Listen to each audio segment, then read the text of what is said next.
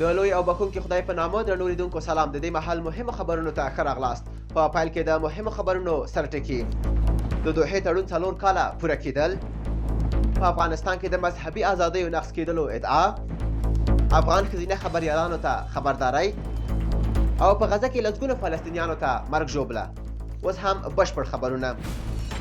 ولایتونو څخه د ورښتونو له امله د څارویو د تلف کېدلو راپورونو وروسته رئیس الوزرا ملا محمد حسن اخوند یو لړ پریکړې کړې دي. په دې پریکړو کې د اړوندو ادارو څخه کمیټه ټاکل شوې چې یاده کمیټه به د خلکو مالونو ته خوراکي توکي رسوي. د هغوی د تودو ساتلو په منظور به اقدامات ترسره کوي.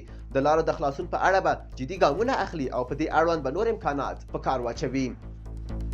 د کاپ لسمه د امریکا او اسلامي امارت ترمنځ د دوحې د هوکړې 4 کاله پوره شول. امریکا وایي دې تړون په افغان حکومت کې د دوی شریکان کمزوري او طالبان پیاوړي کړل.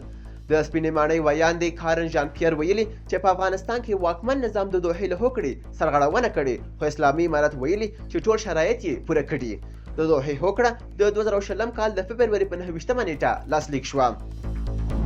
د بهرنیو چارو سرپرست وزیر امیر خان متقي ترکمنستان ته د سفر په وروستۍ ورځ د هغه هیواد له ولسمشر قربان قلی بریدي محمدوف سره وکتل. ښاغلي متقي په دې کتنه کې د ترکمنستان ولسمشر ته په افغانستان کې د امنیت، ثبات او د پانګونې او ترانزیت لپاره د نویو فرصتونو په اړه معلومات ورکړل. ترکمنستان د منځنۍ اسیا د هغو هیوادونو په کتار کې دی چې له افغان حکومت سره یې ښې اړیکې ټینګې کړې دي. د بشري حقوقو سازمان فریډم هاوس په خپل کلني راپور کې ادعا کړې چې افغانستان یو له هغو هیوادونو څخه دی چې مذهبي ازادي پکې نقض شوې ده. راپور زیاتوي چې په افغانستان کې واکمن نظام په دې برخه کې خپلې هڅې ګړندۍ کړي او پوهنتونونو ته یې امر کړی چې هغه دیني کتابونه لرې کړي کوم چې له سني مذهب سره مطابقت نه لري، خو اسلامي امارت تل ورته تورونه بې اساسه او رد کړي دي. امریکا وايي په افغانستان کې د واکمن نظام لخوا د امریکایانو نیول له هغوی سره د مثبت تعامل پر وړاندې یو مهم خنډ دی. دغه هیواد د بهرنیو چارو وزارت د طالبانو له بند څخه د بندي امریکایانو د ژر او شرط پرته خلاصون غوښتنه کړې ده. میټیو میلر ویلي چې امریکایي چارواکو د طالبانو له استازو سره په کتنه کې په دوامداره توګه د هغوی پر خلاصون ټینګار کړی دی. د افغانستان د خبریالانو مرکز د رسنیو وضعیت په اړه د اندېښنې له څرګندولو سره په رسنیو کې د ښځو پر کار د بندیز د احتمال او د هغو د پایلو په اړه خبرداری ورکوي. دغه مرکز د اعلامیې په خپرولو سره دا اندېښنه له هغې وروسته څرګنده کړه چې د امر بالمعروف او نهي عن المنکر وزارت سرپرست محمد خالد حنفي خبرداری ورکړ چې که ښځې په رسنیو کې د راڅرګندېدو پر مهال د دوی مشخصې لارښوونې مراعات نه کړي نو احتمال شته چې په رسنیو کې د ښځو پر کار بشپړ بندیز ولګوي. او وروستی خبر د هلمند په ناوې ولسوالۍ کې د شدیدو ورښتونو له امله پر یوې کورنۍ د چت رالوېدو په پیښه کې د یوې کورنۍ 4 غړي مړه شوي دي.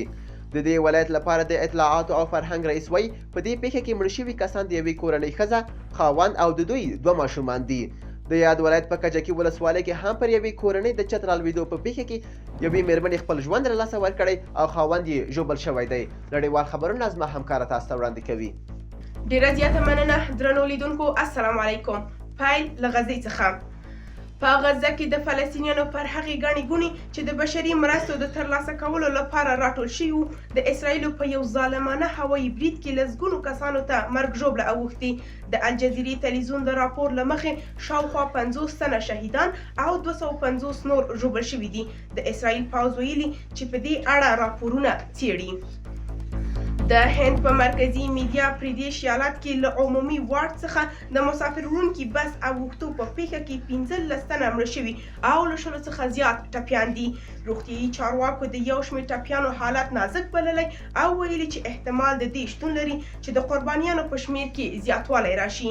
تر دې مهاله د دې پیښې څرنګوالي په اړه څه په رسمي توګه نه دي ویل شوي، خو عیني شاهدانو د دې پیښې لامل د موټر چلوونکي بې احتیاطي بللې ده.